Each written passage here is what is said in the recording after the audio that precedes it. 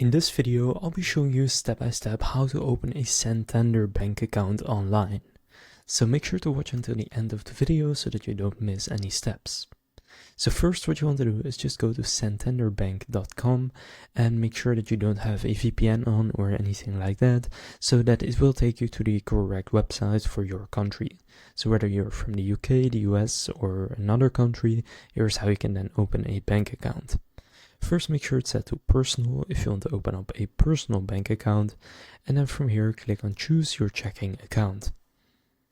Then they will have a few options, so they have the Santander Select Checking, Simply Right Checking, and Essential Checking. You can see right here kind of what each of them is, and you can go and select whichever one you want. Here you have a bit more of a detailed breakdown. So the cheapest one is the Essential Checking, which is the one I'll get. So from there, just click Open Account. And then the things you need to get ready, which kind of depends on the country you're from, you can see here. So when opening an account online or in branch, what do I need?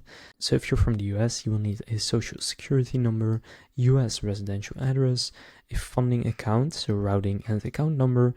And to open an account in a branch, you will need two forms of identification, including a primary ID, which is a valid government-issued photo ID, such as a driver's license, passport, state, or military ID.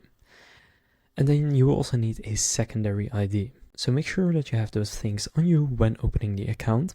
And then after you select whichever one you want to open, so you have three options right here, right now. So right now you have three options right here. So just select whichever one you want, and then we'll ask for some details such as your email address and phone number, and you will need to verify your identity. And often you also need to explain what your source of income is and how much you think you will be depositing and what you will be using the bank for. For example, receiving salary, or maybe as your primary bank for spending as well.